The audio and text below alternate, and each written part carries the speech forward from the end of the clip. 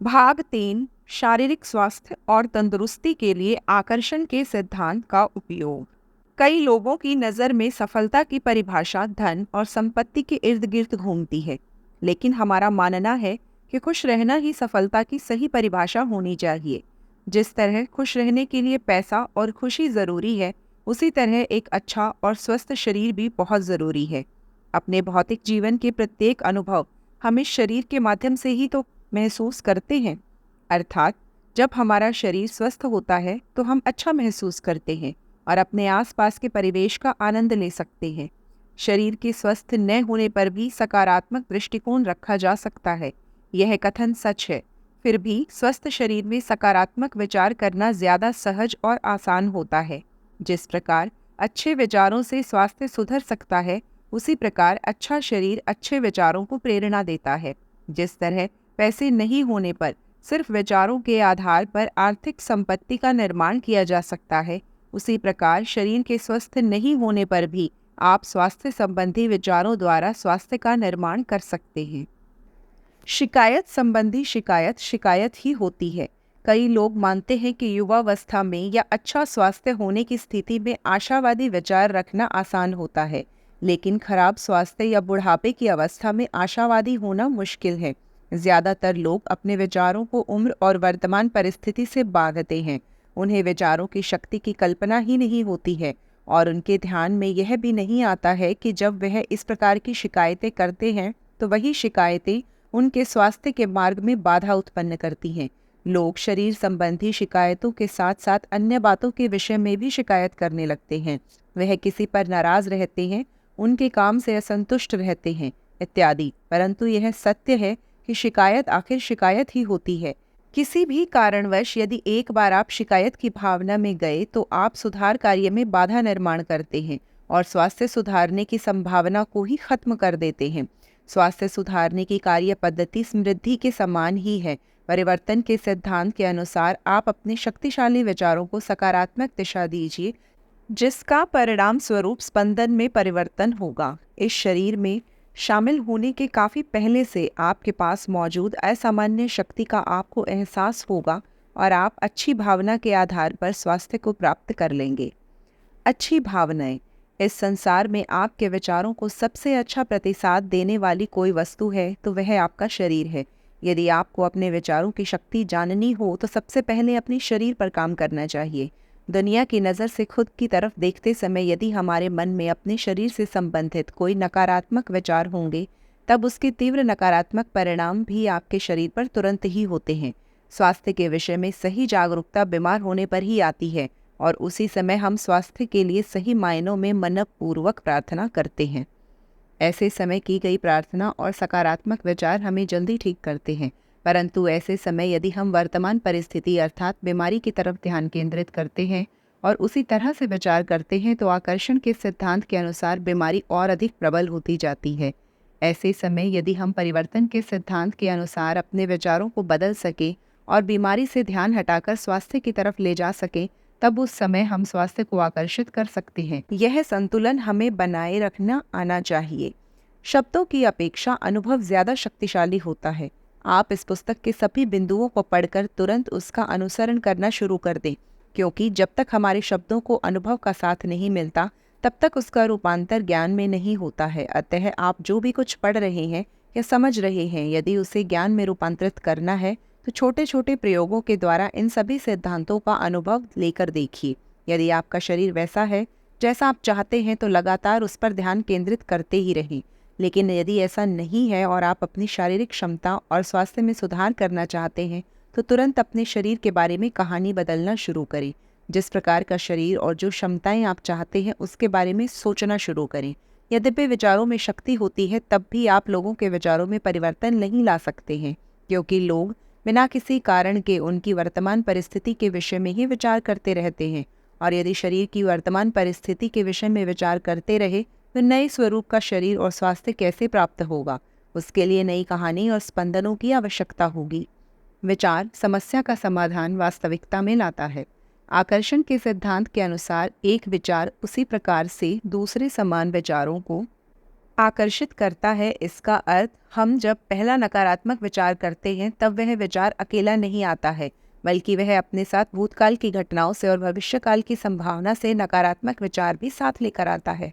परिणामतः पहले से भी खराब स्थिति और अधिक खराब होने लगती है, परंतु फिर भी समस्या सामने होने की स्थिति में भी यदि हमारे विचार समस्या पर केंद्रित होने की जगह समाधान की तरफ केंद्रित हों, तो हम अपने आप समाधान को आकर्षित करते हैं। ऐसा नहीं भी है कि समाधान का विचार करने मात्र से ही आपको तुरंत समाधान मिल जाएगा, किंतु उपाय तब भी यही है, क्योंकि समस्या के विषय में विचार करके आप उससे बाहर नहीं आ सकते, यह निश्चित है। एक बार यदि आपको समाधान प्रेरित विचार करने की आदत लग गई तो उन विचारों के आधार पर आप एक ऐसे अनेक विचारों को आकर्षित कर सकते हैं तथा इस श्रृंखला के बढ़ने के साथ ज़्यादा शक्तिशाली विचार आपके जीवन को दिशा देंगे। मेरे स्वास्थ्य के लिए रोज़ 15 मिनट। पैर में दर्द होने पर स्वस्थ पैर की कल्पना करना वास्तव में कठिन है, लेकिन दर्द के बारे में सोचकर दर्द को ठीक नहीं किया जा सकता है। इसके लिए महत्वपूर्ण बात अपना ध्यान अपने दुखते हुए पांव से हटाने की है। दर्द से ग्रसित पैरों से ध्यान हटाना वाकई मुश्किल काम है और यह उस समय के लिए उपयुक्त नहीं है, लेकिन आप इस काम को तब कर सकते हैं जब आपके पैरों में दर्द न हो, अर्थात यदि दिन की शुरुआत में इस तरह से कोई समस्या नहीं है तो वह समय इसके लिए उपयुक्त है। इसके लिए उस समय में से 15 मिनट अपने लिए अलग रखें। एक शांत जगह खोजें, अपनी आंखें बंद करके वहां शांति से बैठें। अब अपने आसपास के माहौल से खुद को अलग करके खुद पर ध्यान केंद्रित करें। अपने द्वारा ली गई प्रत्येक सांस का स्वागत करें और इसका आनंद लें। कल्पना करें कि आपका शरीर बहुत लचीला और सुदृढ़ है। साथ ही कल्पना करें कि विभिन्न परिस्थितियों में भी वह आसानी से अपनी मनचाही हरकतें कर रहा है। इस बात का विचार करें कि आप इस शरीर में कितने खुश हैं। इस शरीर के माध्यम से सब कुछ कितना आसान है। जो है उसे सुधारने की अपेक्षा स्वास्थ्य और सुदृढ़ता से संबंधित विचार ज़्यादा शक्तिशाली और प्रभावी होते हैं। यह विचार ज़्यादा शुद्ध होते हैं। अनेक लोगों का कहना है कि उनके मन में ऐसे बहुत सारे विचार हैं जो वास्तविकता में कभी आए ही नहीं। इसका अर्थ आकर्षण का नियम हमारे लिए काम नहीं करता। ऐसा होता है क्या?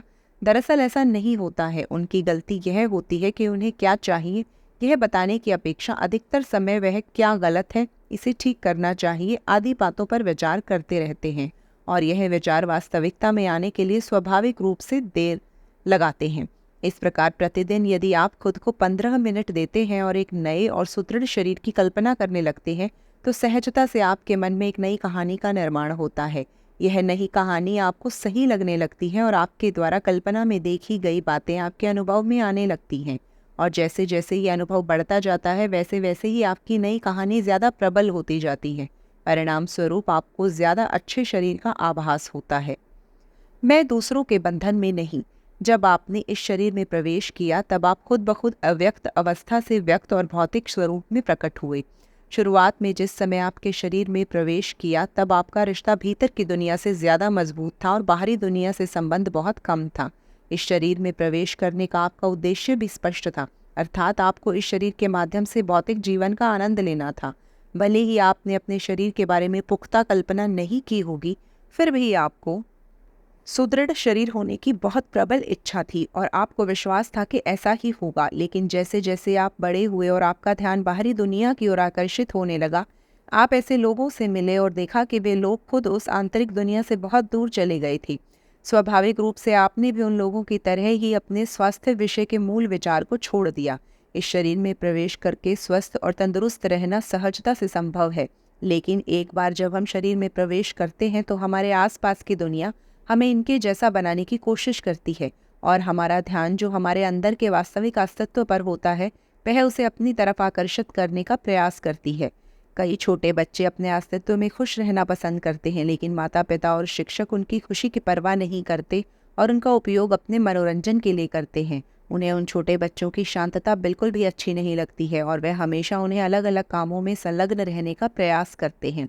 उन छोटे बच्चों की प्राथमिकता हमेशा शांत रहने और अपने आंतरिक मार्गदर्शन प्रणाली से एकरूप होने की होती है, परंतु आसपास की दुनिया उन्हें हमेशा इस अनुभव से बाहर निकालना चाहती है। आनंद और एकता जिसे वह स्वयं खो चुके हैं वह इन छोटे बच्चों को भी खोने के लिए मजबूर करते हैं। लेकिन यह सब जानते हुए भी आपने इस शरीर में प्रवेश किया। इसका मतलब है कि आपको इसकी विविधता का अनुभव लेना था। आपको यह जानना था कि अलग अलग अनुभवों में भी आपको अपने वास्तविक अस्तित्व का अनुभव करना आता है क्या, वह स्पष्ट रूप से समझता है क्या। जब आप बाहर की दुनिया से जुड़ते हैं तब आपको आसानी से यह समझने लगता है कि कौन कौन से अनुभव आपको अच्छे नहीं लगते हैं या कष्टदायक लगते हैं। वह अनुभव जो आपको आपके मूल स्वभाव से दूर करते हैं, वही आपको यह जानने में भी मदद करते हैं कि वास्तविकता में आपको कौन सा अनुभव चाहिए। क्योंकि क्या नहीं चाहिए यह समझ में आने के बाद क्या चाहिए यह समझना बहुत अधिक आसान हो जाता है। यह हासिल करने के लिए मेरे पास बहुत समय है। जब लोगों को लगता है कि उनकी अपेक्षाएं और इच्छाएं पूरी नहीं हो रही हैं और उनके प्रयासों को जल्दी सफलता नहीं मिल रही है, तो आमतौर पर वे शिकायतें करते हैं कि उनके पास पर्याप्त समय नहीं है। उन्हें लगता है कि उनके जीवन में जो कुछ भी होने वाला है वह उनके कार्यों के कारण होने वाला है, और उन्हें यह भी लगता है कि उनके कार्य कम समय में बड़े लक्ष्यों को प्राप्त नहीं कर सकते हैं। लेकिन वह भूल जाते हैं कि इन कार्यों को विचारों के साथ की आवश्यकता होती है। जिन विचारों में इस दुनिया को बनाने की क्षमता है, उनकी कोई समय सीमा नहीं है, और अगर हम उन विचारों के साथ खुद को एकजुट करते हैं तो असंभव कुछ भी नहीं है। यदि एक बार यह एक रूपता हासिल कर ली जाए तो ऐसी कोई चीज़ नहीं जो असंभव लगती हो जिसे हम हासिल नहीं कर सकते हों। किसी चीज़ की अपेक्षा करना और किसी चीज़ को निश्चितता के साथ प्राप्त करने की भावना होना एक रूपता की दो अलग अलग अवस्थाएं हैं। बेशक मिलना चाहिए और मिलेगा कि नहीं का संशय होना एकता के रास्ते में बहुत बड़ी बाधा है। मिलना चाहिए और विश्वास रखना मतलब एक रूपता। मिलना चाहिए और आशा रखना मतलब एक रूपता। नहीं चाहिए कि आशा रखना मतलब एक रूपता नहीं है। आप वाक्य की एक रूपता के होने या नहीं होने का स्पष्ट रूप से एहसास होता है।